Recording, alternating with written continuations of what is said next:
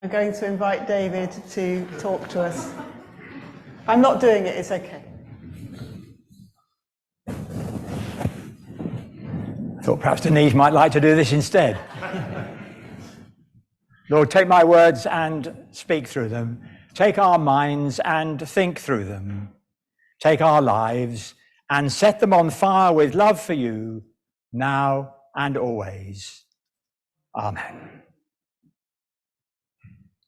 It's a very strange sense that here we are again, and it seems in a way no time at all since we were celebrating the Platinum Jubilee of Her late Majesty, and then within a very short time, it seemed, taking stock of her life as we remembered her in the funeral service. And here we are, nearly 70 years after the late Queen's coronation, celebrating that of King Charles III. It is an extraordinary sequence of events, and we feel very much caught up in the history of it all. Last time, just to check your memory, we talked about three symbols. We talked about a scepter,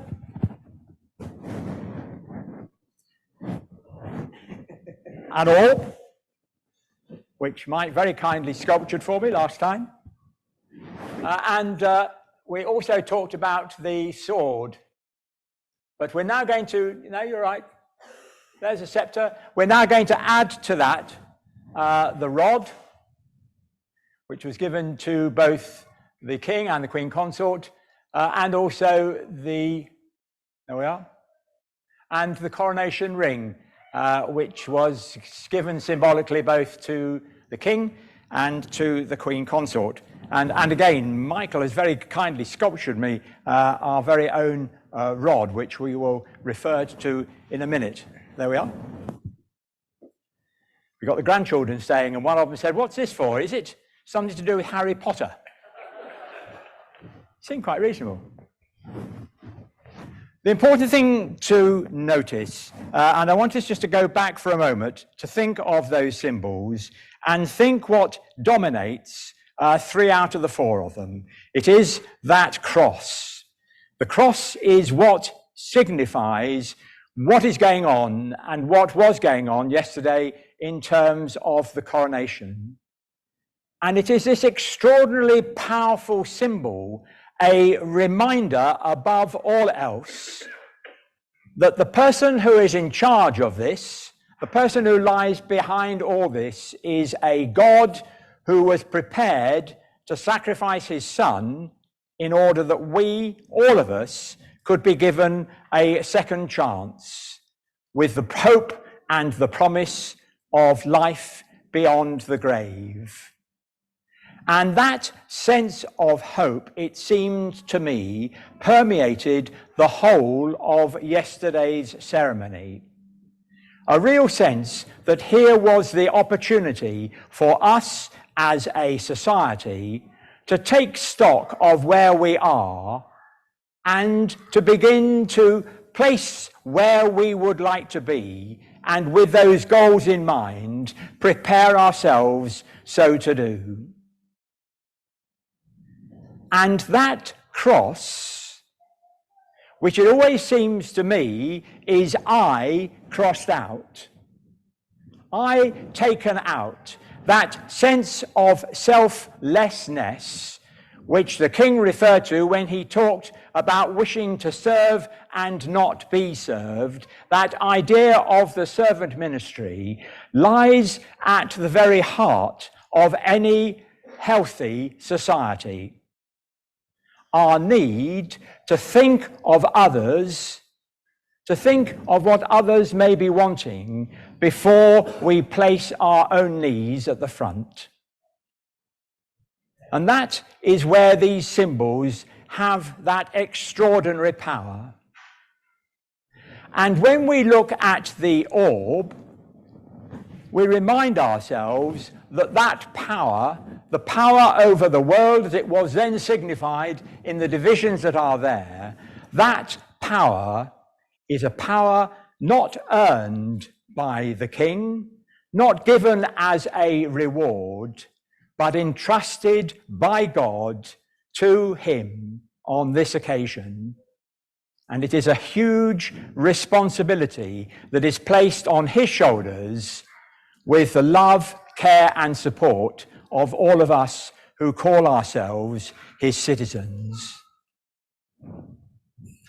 That's the first thing that we learn from these coronation events. The second is the fact that the rod that was given both to the king and to the queen consort, that does not have a cross on the top. That has another symbol, the symbol of the dove. The reminder that whatever may be happening in the world, however horrendous things may be, and at the moment one could describe parts of the world in that way, the abiding presence of God in the form of the Spirit remains here to encourage and support. And in the oil that was placed on the king, there is that sense in which he is given that spirit, that power to be able to undertake a task which, let's face it, would in normal senses be beyond that of any human being. But the rod also signifies two other things which were referred to as part of the service. It represents mercy and equity. We talked last time about the significance of mercy, that ability to show forgiveness to other people, even though on occasions they may not show the same to us. That ability to show loving forgiveness, even to those that we may find it difficult to live with. And it is incredibly important, particularly in a community like ours or in a broader society, that we show that quality, because the moment we fail to show that loving forgiveness, then we begin to see all the grudges at bear, all those comments we hear, well, so-and-so said so-and-so 500 years ago, but it's still in my memory. That is the stuff that eats away like a cancer at the well-being of any community, as does the failure to show equity or due respect or regard for others. My own feeling, and I don't think I'm alone in that, is that we are at the moment in a society, in this country perhaps as much as anywhere else, where the divide between the rich and the poor, the haves and the have-nots, is greater than it has been for a very long time, and to the shame of us all. It is extraordinary to see what the gap is in terms of the resources that some hold and the limited resources that are given to others. And we need, as a society led by our King, to address this need for equity and respect very swiftly indeed. We need to put aside the wretched business of party politics when it comes to policies and actually begin to consider what is in the best interest of us all, not just of those who already hold the power and the resource.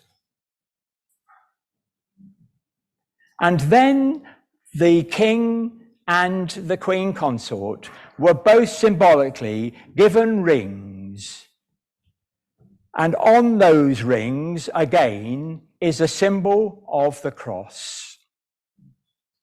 I suspect for most of us, a ring symbolizes the kind of cementing of a relationship, whatever that relationship may be, a partnership or a marriage. And those of us who have been lucky to enjoy those relationships know full well that such a relationship depends on a huge amount of love shown one to the other and a huge amount of understanding from one to the other.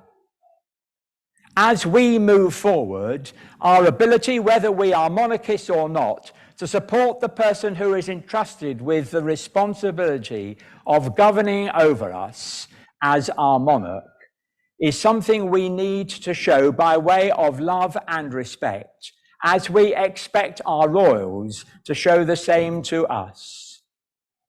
And those who have fallen victims to relationships which break down know full well that the moment that love does fail as a cement between the two, it creates a level of bitterness and resentment which is just simply destructive. So, as we reflect today on the coronation of King Charles III yesterday, we learn an important or a number of very important lessons as a community and as a society we look ahead. We learn and need to show a level of selflessness, a willingness to serve others rather than an expectation to be served by them. We need to show forgiveness in our own relationships, in the broader relationships of a community, and in the even wider aspects of a society. And be committed to a sense of equity, a sense of wishing that everyone could have a fair share of the resources that are given to us. And here is our symbol of hope as we begin to prepare our generation for the generations to come. If we don't show that sense of equity, then the society into which little ones like that are going to grow up is not a society of which I would wish to be a part. And we need to show love. That open expression of our respect and our concern for others. It's not very British to do it, but actually it is God-given, it is God-inspired, it is that element that God gave us to recreate the world that he intended from the beginning. May God bless King Charles III, the Queen, and all those entrusted to his care for a world in which that sense of love abides.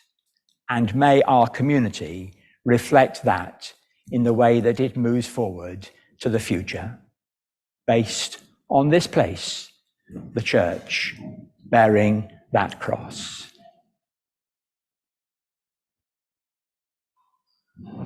Amen.